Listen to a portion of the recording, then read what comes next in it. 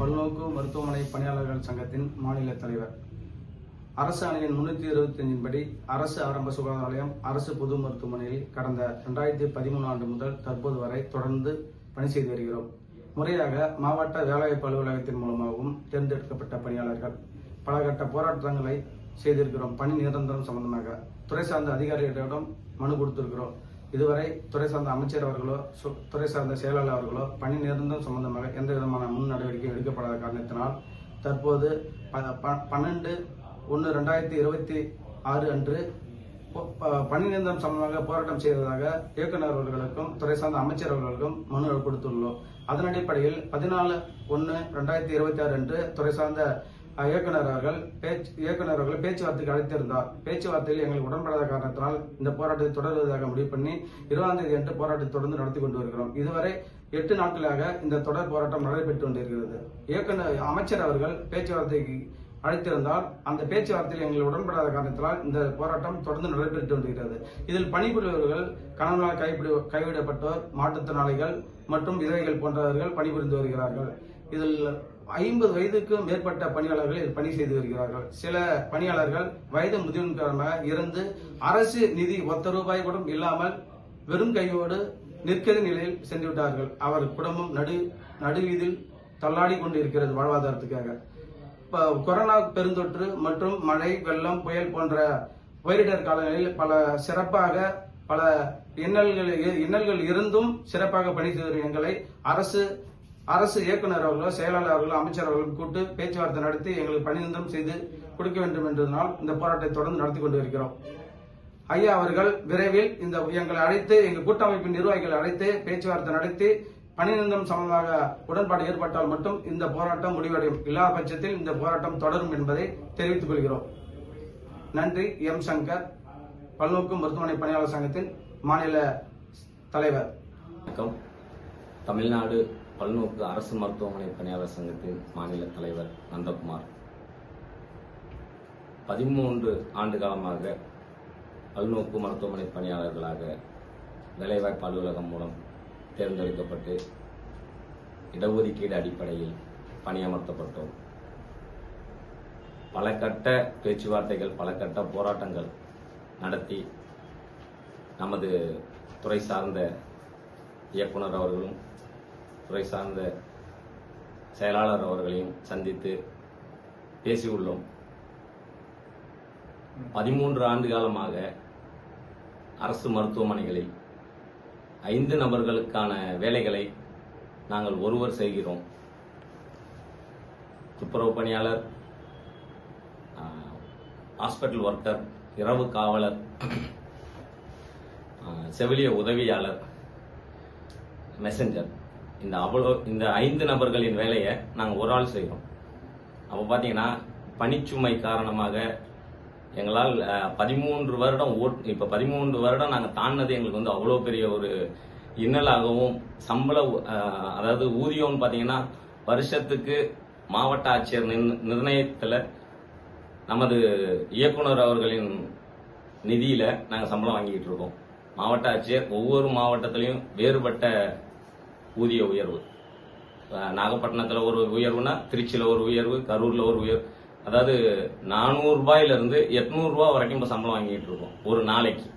அப்படி பார்த்துட்டீங்கன்னா 19,500, அதிகபட்சமாக ₹20,000 நாங்கள் வந்து சம்பளம் வாங்கிட்டு இருக்கோம். இது நாங்கள் எல்லா துறை சார்ந்த அமைச்சர்கள் எல்லார்ட்டையுமே பேசியிருக்கோம். எங்களுக்கான எந்த தீர்வும் கிடைக்கல. கடைசி ஆயுதமாக இப்போது காலவரையற்ற தொடர் போராட்டம் சென்னையில் நடத்தி வருகிறோம். இப்போ நடத்தினதுக்கு அப்புறமும் இப்போ வந்து எங்களுக்கு பேச்சுவார்த்தை சார்ந்து நாங்கள் அனைத்து நிர்வாக இயக்குநர்கள், நிர்வாக செயலாளர், நிர்வாக அமைச்சர், எங்களுடைய மருத்துவத்துறை அமைச்சர் அவர்களையும் சந்திச்சோம். அவர்கள் அளித்த பதில் வந்து உடன்பாடு இல்லை அப்படிங்கிறது தான் எங்களோட முதல் கோரிக்கை. 13 வருஷ காலமா அரசு மருத்துவமனைகள்ல எல்லாருக்கும் தெரியாது ஒண்ணும் இல்லை. கொரோனா காலங்கள்ல அரசு மருத்துவமனை, ஆரம்ப சுகாதார நிலையங்கள்ல எவ்வளவு இன்னல்கள். அதாவது மருத்துவமனை அப்படின்னு எடுத்துக்கிட்டா டாக்டர், ஸ்டாஃப் நர்ஸ், பாக்கி இருக்கிறவங்க தான் மருத்துவமனைன்னு நினைக்கிறாங்க. மருத்துவமனையை சுத்தமா வச்சுக்கிறதுல முதல் பங்களிப்பு பல்நோக்கு மருத்துவமனை பணியாளர்களோட பங்களிப்பு. ஏன் வைங்களேன், ஒரு மருத்துவமனை எந்தவித கிருமிகளும் இல்லாமல் இருக்கணும் அப்படின்னா அதுக்கு அயராது உழைக்கிறது பல்நோக்கு மருத்துவமனை பணியாளர்கள். எல்லா அரசு மருத்துவமனையும் ஆரம்ப சுகாதார நிலையங்கள்லையும். ஆனா கடைநிலை ஊழியர் அப்படிங்கிறதுனால தமிழக அரசுக்கு எங்களை பெரிய விஷயமா தெரியலன்னு நினைக்கிறோம். இப்ப அப்படித்தான் தெரியுது எங்களுக்கு. இப்ப தொடர் போராட்டம், இன்னைக்கு 7வது நாள் தொடர் போராட்டம் சென்னையில் நடத்திட்டு இருக்கோம். அப்படி இருக்கும்போது இதுவரைக்கும் எங்களை எந்த விதமான ஒரு கோரிக்கை, இப்ப நம்ம கொடுக்கிற கோரிக்கையில எந்த இதுக்குமே அவங்க செவிசாய்க்கல.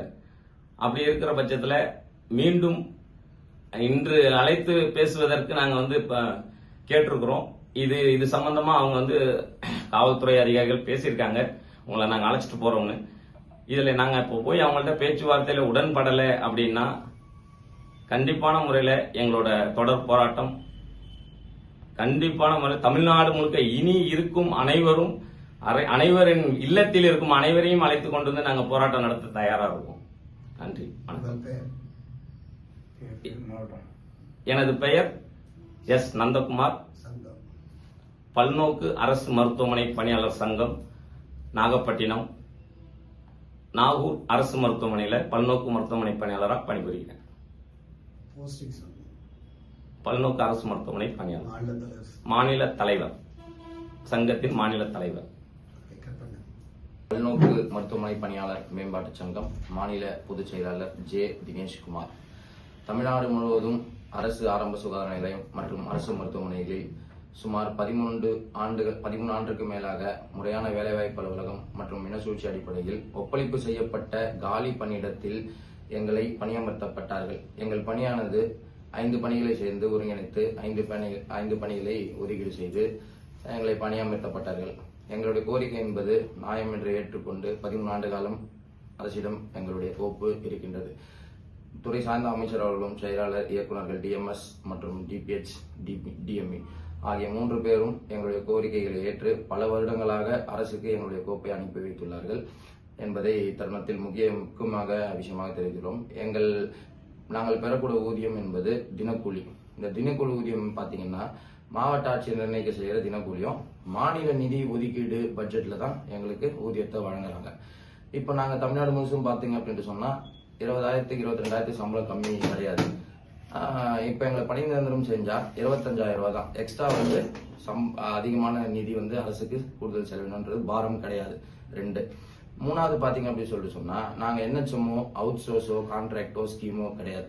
முறையான இனசூழ்ச்சி அடிப்படையை பின்பற்றி ஒப்பளிப்பு செய்யப்பட்ட காலி பணியிடத்தில் அரசாணை 325 20/11/2012 அடிப்படையில் முறையான வேலைவாய்ப்பு மூலம் ஒப்பளிப்பு செய்யப்பட்ட காலி பணியிடத்துல தான் எங்களை பணியிடம் செஞ்சிருக்காங்க.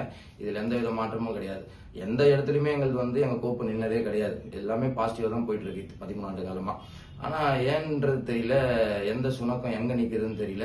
ஆனா கோரிக்கை நிறைவேறாம இருக்குது. நாங்களும் பல கட்ட போராட்டங்கள் 13 ஆண்டு காலமா சென்ற ஆட்சி காலத்திலயும் சரி இப்பயும் நாங்க போராடிட்டு தான் இருக்கோம். எங்க கோரிக்கைகளை முன்னிறுத்தி மாவட்டங்களில் போராட்டம் பண்றது, கருப்பு பேட்ச் அணியிறது அப்படின்ற போராட்டங்களை நாங்க செஞ்சிட்டு இருக்கோம். செஞ்சிருந்தோம். எங்க கோரிக்கை நிறைவேறாத பட்சத்தில் நாங்கள் வீதிக்கு இறங்கி போராடக்கூடிய சூழல் எங்களுக்கு ஏற்பட்டிருக்கிறது என்பதை முதலில் நாங்கள் பல்நோக்கு மருத்துவமனை பணியாளர் மேம்பாட்டு சங்கத்தின் சார்பாகவும் எங்கள் கூட்டமைப்பின் சார்பாகவும் நாங்கள் முதலில் தகவல் சொல்ல கடமைப்பட்டிருக்கிறோம். உடனடியாக தமிழக சுகாதாரத்துறை அமைச்சர் அவர்களும் துறை செயலாளர் மற்றும் 3 இயக்குநர்கள் டிஎம்இ, டிஎம்எஸ், டிபிஎச் ஆகிய 3 பேரும் சங்கம் அழைத்து இதற்கு உடனடியாக தீர்வு எட்டப்பட்டால் எங்கள் போராட்டத்தை உடனடியாக இன்றே நாங்கள் வாபஸ் பெறுவதற்கு எங்கள் பணியாளர்கள், எங்கள் கூட்டமைப்பு, சங்கங்களின் கூட்டமைப்பு தலைவர்கள் தயாராக இருக்கிறார்கள் என்பதை மிக முக்கியமாக தெரிவித்துக் கொள்கிறோம்.